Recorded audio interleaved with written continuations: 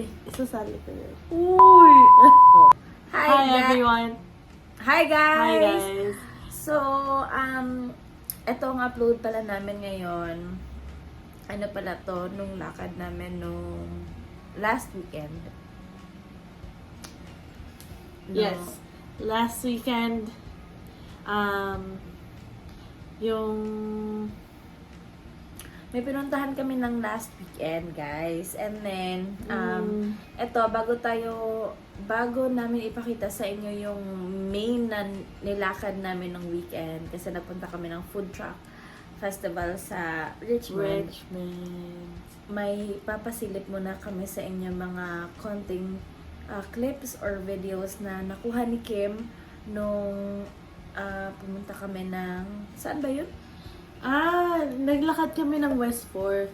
Tapos, ano yun? Saan ba yun? Sa, may Kitsilano Beach. Like, that area. Tapos, maganda siya.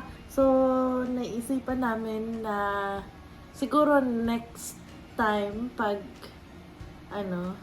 pupunta kami doon para iikot kayo. Kasi, ang ganda pala doon.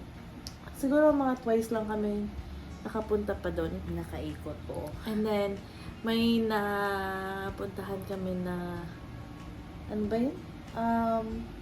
Alin yung store? Hindi, yung, cafe. Coffee shop? Ang ganda ng coffee shop na to. It's called There. Anyways, ito siya.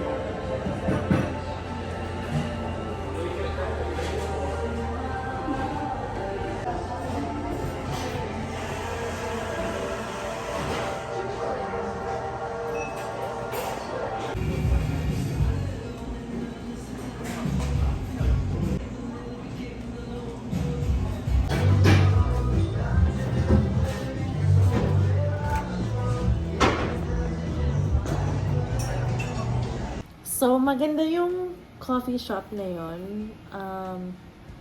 First time ko na-try, sabi ni Kim. There. It's called. Sabi ni Kim, masarap daw yung coffee nila doon. Tapos, I think narinig na niya yung coffee shop na yun. Tapos, nung nakita namin doon sa West 4th, sa trinay na talaga namin yung nila, yung drinks nila. True. Trinay namin yung London Fog and yung hot chocolate. Hindi kami nagkape kasi hapon na eh. True. Pero, napuntahan lang namin yun kasi doon kami sa harap ng park. Pero ang talagang pupuntahan namin was Patagonia. Kasi naghahanap kami ng sweaters. Pero, wala kaming nahanap na sweaters. Oo. Na-overwhelm kami actually nung pumasok kami sa Patagonia. Kasi guys, isa lang ang shop ng Patagonia dito sa Vancouver.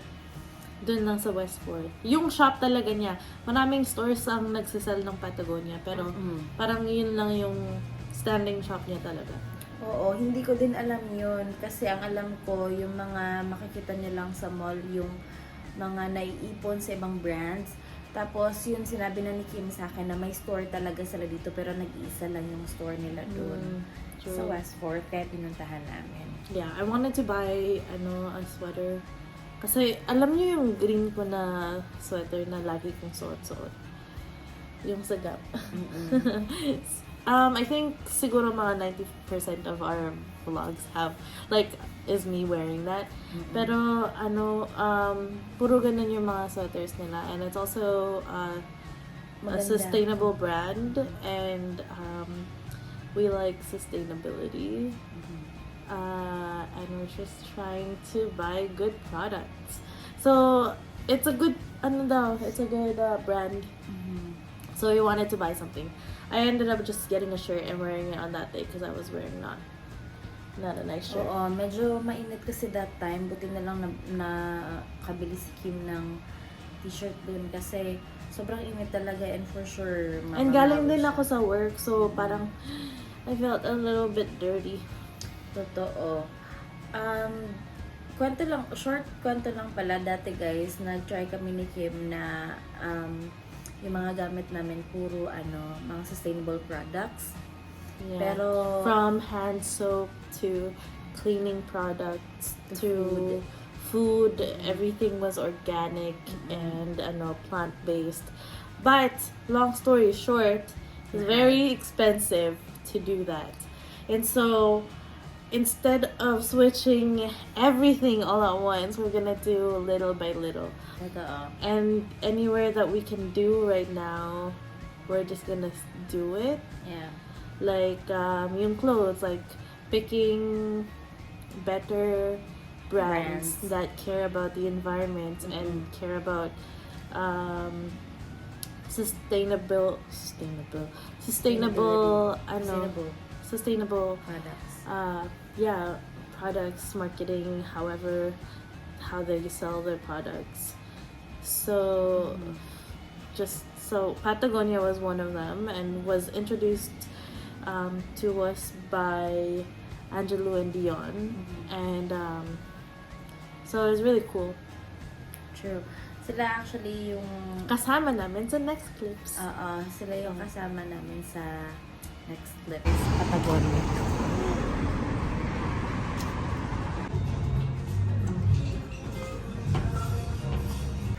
Hi guys! Welcome back to our channel. And for today's video, andito tayo ngayon sa Richmond.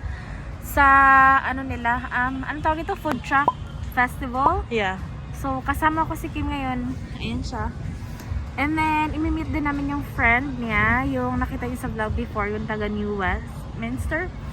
Pupuntahan namin yung mga food trucks dito kasi I think magsasara sila ng 8. So, halika kayo, samahan niyo kami.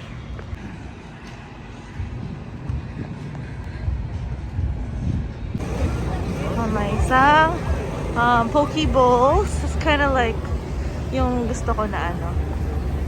And then serious cravings. What is that? Wow, looks crazy. Mahaba yung pila dito sa barbecue skewers. Hindi naman masyado maraming tao. Ice cream. Then ano yan? Vietnamese. Wow. And then Baba's house, pierogies, and then tornado potatoes, Dos Amigos, parang bubble tea yata yun. Tapos, we'll show you what we bought. And then there's also steamers right there. And then, parang Japanese, ayun. This one. I think it's Japanese. Yeah, that one. Naka. What's that? Machu Picchu. Peruvian. May mga face painting stuff din sila. Ayun, may mga kimono. Wow, so cute. And then, so many vendors also. Wow, pierogies. Ito yung Filipino na food truck guys. So, para siyang jeep. Seamless buns. Seamless bala. Sorry, hindi seamless. Ito, wings. Award-winning daw siya. Beaver tails. Tapos may DJ din sila. Pero ang ingay kasi. Guys! Hey, so my name's Dion, Brazilian Jiu-Jitsu black belt. I have my own vlog. Guys, may vlog pala si Dion. Mag-subscribe kayo doon. Forgot what this is called. What do you have? I have Asian wings from Wings. Tapos pierogies from, what is this? Baba. From Baba. Baba. And then Nana, what do you have? I have Wagyu beef, curry, something. Wagyu beef? Yeah. Let's try it. Wag yun.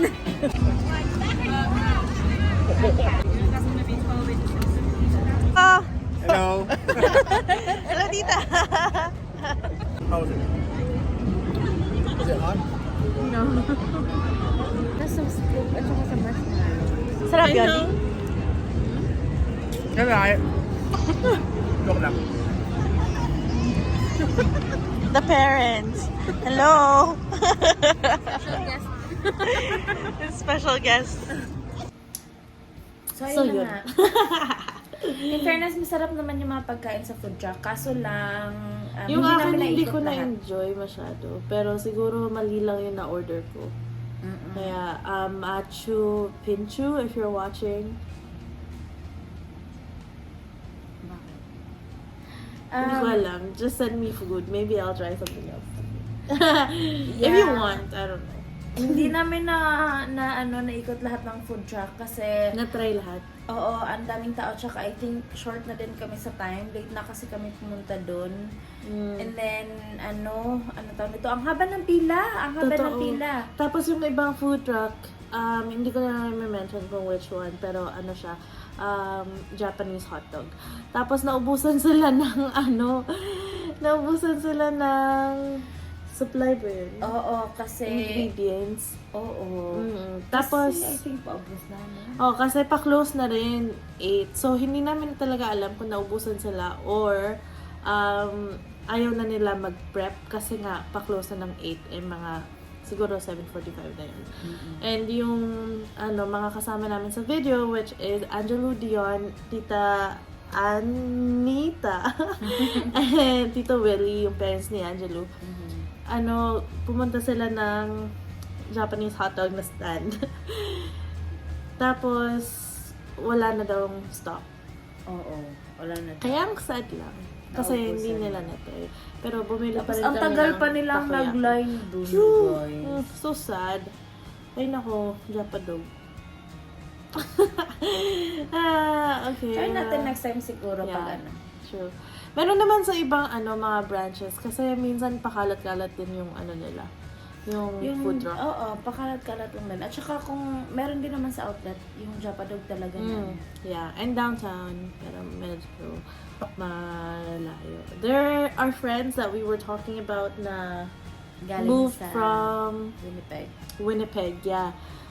Yung parents niya nandito na, nag-move sila like maybe 4 years ago, 3 years ago, 3.5 years ago, around that time. Tapos, they followed here and they're going to have a baby and they have 2 pets, Waki and Cloud, and Cloud is the cutest. And Waki, she's never met. Yeah, so we ended up sa place ng parents niya nung gabi. Kasi Kasi ng lugaw. naglugaw kami at saka usap. Tapos, anong oras na ba tayo nakauwi? Oo, grabe ang haba ng usapan Yeah. namin na mga 1:30 ng umaga na ata. So, Grabe. I apologize if I talk too much nung night na yon and gusto niyo nang matulog tapos hindi niyo lang alam kung paano ko paalisin.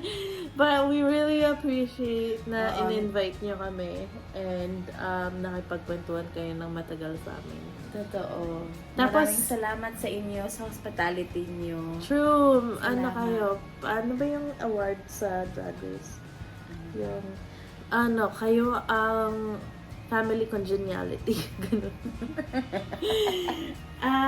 Tapos, marami silang alam. Kasi adventurous sila, yung parents ni Angelo, adventurous silang dalawa. Nag-aano sila, like, nagka-crabbing, clamming, and nagpupunta sa mga Nag-hike din islands, sila. nag-hike sila. And it's so cool, parang nakaka-inspire rin na mag-ganon kami sa summer. And so, we started like brainstorming things with summer and like what we can show the vlog and and places that we can take our family and Totoo. so yeah, we were asking him like Tito Willie yung mga Pwedeng putahan. saan magka-crabbing, saan sa island and how to get there and where are the swimming spots and stuff. Fairness, very helpful naman sila. Tapos, marami pa silang mga tips na binibigay. Kaya, salamat sa inyo. Yeah. Tapos, ang ganda ng bahay nila, guys. And ang ganda ng view nila. Oo, grabe. Ang view nila, ano ba yun? Lake ba yun? Or river? Dagat? Hindi yun dagat. Baka lake? Baka river? Basta body of water. Oo. Tapos may mountains. Tapos if you look on the other side, puro night light. Kasi yung buildings na katabi nila, high-rise din. So, it's so nice. They have everything. They have sunset and sunrise. So, it's so nice. Their house is so nice. Totoo. Yeah. So, thank you again to the Buhay family and to the Estuestas. Estuestas?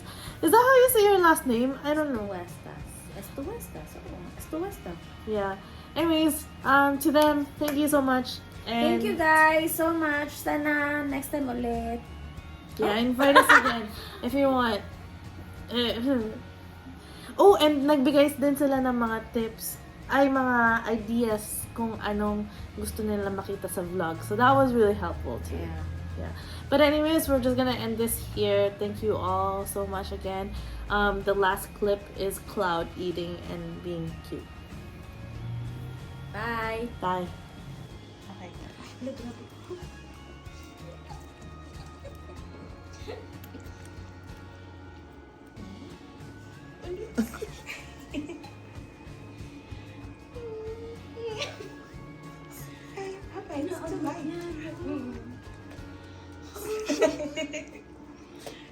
Ano ba?